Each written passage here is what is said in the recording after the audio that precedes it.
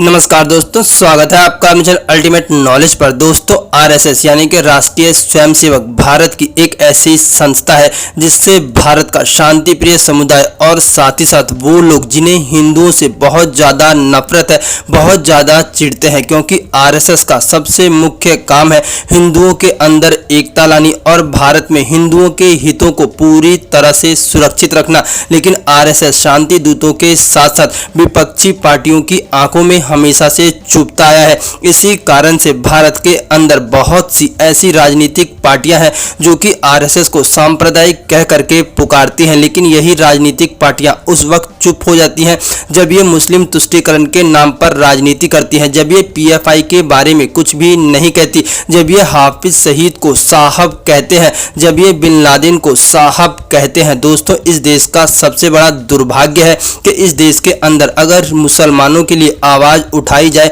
तो वो बहुत अच्छा है, लेकिन अगर कोई भी संस्था या व्यक्ति अगर हिंदू हित और हिंदू रक्षा की बात करता है तो यह उनके लिए सांप्रदायिक हो जाता है। आरएसएस ने हमेशा ही इस देश की सहायता की है और इस देश के अंदर हिंदू हितों की रक्षा के लिए काम करता रहा है। दोस्तों, आप सब लोगों को अच्छे से मालूम होगा कि अभी मोदी सरकार ने आरएसएस के ऊपर लगे हुए 58 साल पुराने बैन को पूरी तरह से हटा दिया है। लेकिन क्या आप लोग इस बात को जानते हैं कि आखिरकार इसके पीछे मोदी सरकार की क्या मंशा है? मीडिया रिपोर्ट में इस बात को कहा जा रहा है कि मोदी सरकार ने आरएसएस के ऊपर से इसलिए बैन हटाया है क्योंकि साल 2024 में मिली करारी हार से बीजेपी ये अच्छे से समझ चुकी है कि बिना आरएसएस के इस देश के अंदर बीजेपी चुनाव नहीं जीत सकती। अगर आप लोगों को भी लगता है कि सिर्फ और सिर्फ आरएसएस के ऊपर से 58 साल पुराने बैन को हटाने का यही कारण है तो शायद आप लोग थोड़ा सा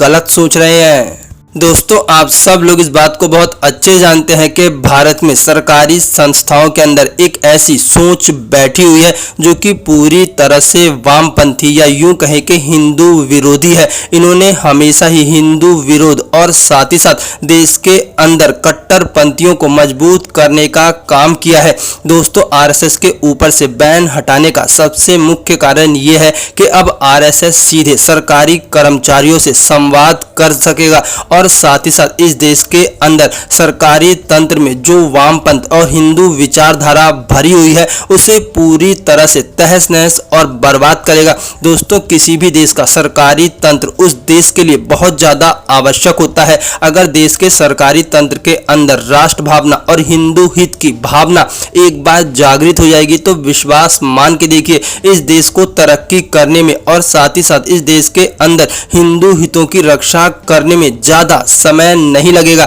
दोस्तों, आरएसएस के ऊपर से बैन हटाने का सबसे मुख्य कारण यह है कि आरएसएस अब सीधे तौर पर सरकारी कर्मचारियों से संवाद कर सकेगी। आप सब लोग इस बात को बहुत अच्छे जानते हैं कि किस प्रकार से पुलिस प्रशासन से लेकर के अदालतों तक में वामपंथी और हिंदू विरोधी विचारधारा के व्यक्ति बैठे हुए हैं, लेकिन अब आरएसएस इन लोगों से सीधे तौर पर संवाद करेगी और इनके अंदर राष्ट्र भावना और हिंदू हितों की रक्षा के लिए ऐसे कार्य करेंगी जो कि आने वाले समय में अचूक परिवर्तन करेंगे। दोस्तों, आप लोग आरएसएस के बारे में क्या सोचते हैं? प्लीज अपनी राय कमेंट बॉक्स में जरूर बताएं।